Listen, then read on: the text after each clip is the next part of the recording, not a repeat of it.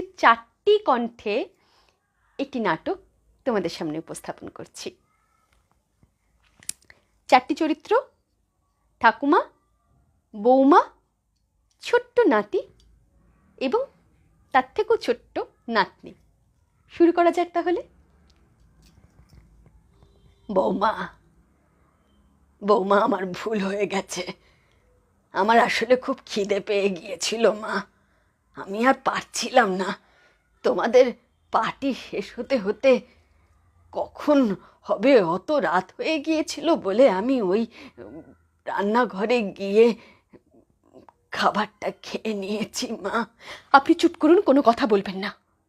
আপনাকে বারবার বলেছি যে আপনি স্টিলের থালায় খাবেন। কোন সাহসে আপনি লাউপালা সেটে নিজের খাবারটা বেড়ে নিলেন বলুন? মা, আমি ওই অন্ধকারের মধ্যে ভালো বুঝতে পারিনি।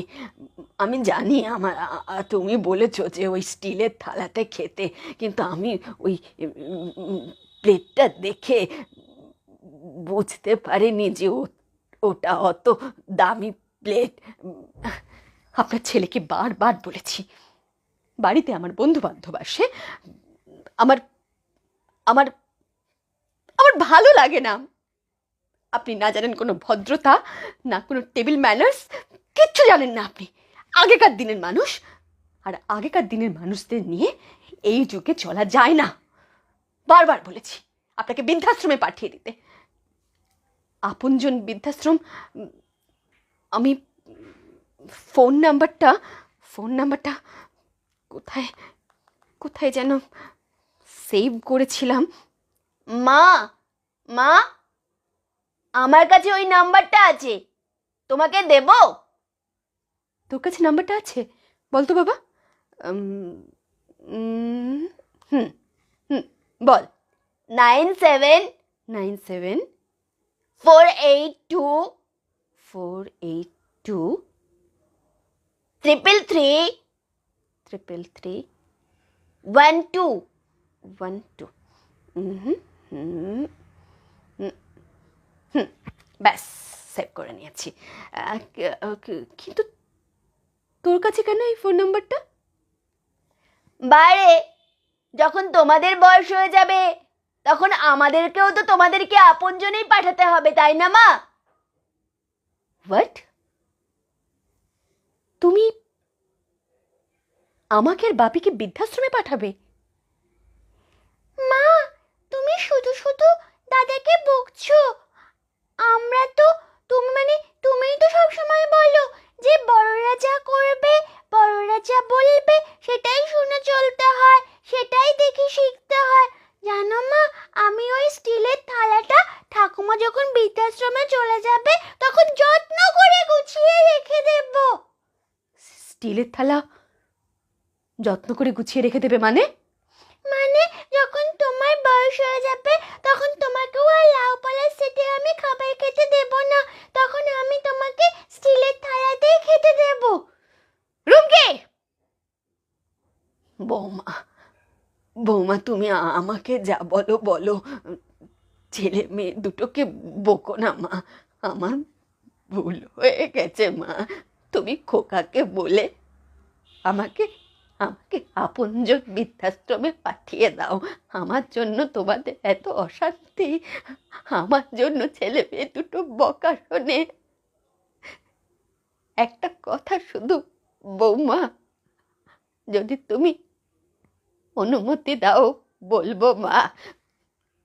ন্যাকামো না করে যা বলবেন পরিষ্কার বলুন। ছেলে মেয়েদের সামনে আমার সঙ্গে এত খারাপ ব্যবহার করো না মা। দেখলে তো তোমরা যা বলছো, যা করছো, ওরা তাই শিখছে। এরপর ওরাও বড় হয়ে তোমাদেরকে বৃদ্ধাশ্রমে পাঠিয়ে দেবে আর বলবে যে ছেলে মেয়েরা বড় হয়ে বাবা মাকে দেখে না। আসলে ছোট ছোট ছেলে মেয়ে, তারা যা দেখে, যা শোনে, তাই তো শেখে। আমি চাই না আমি যে কষ্টে থাকি সেই কষ্ট তুমি আর খোকন পাও। আমি তো মা, আমার যা হয় হোক, তোমার আর খোকনের যেন শেষ বয়সে কোনো কষ্ট না হয় মা।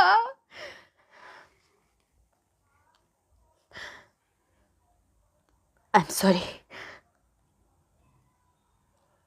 আমি আমি আমার ভুলটা বুঝতে পেরেছি মা।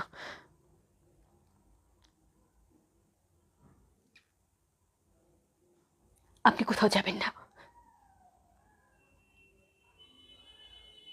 আর আমি আজকে যা খারাপ ব্যবহার করেছি তার জন্য আমাকে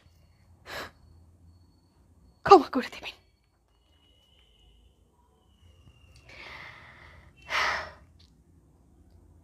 আমার এই বছরে 18 বছর কমপ্লিট হলো।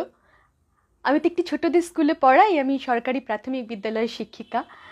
সত্যি কথা বলছি, ছোটদের কিন্তু সত্যি কোনো দোষ থাকে না। আমরা ওদেরকে যা শেখাই, যা বলাই, ওরা সেটাই বলে, সেটাই শেখে।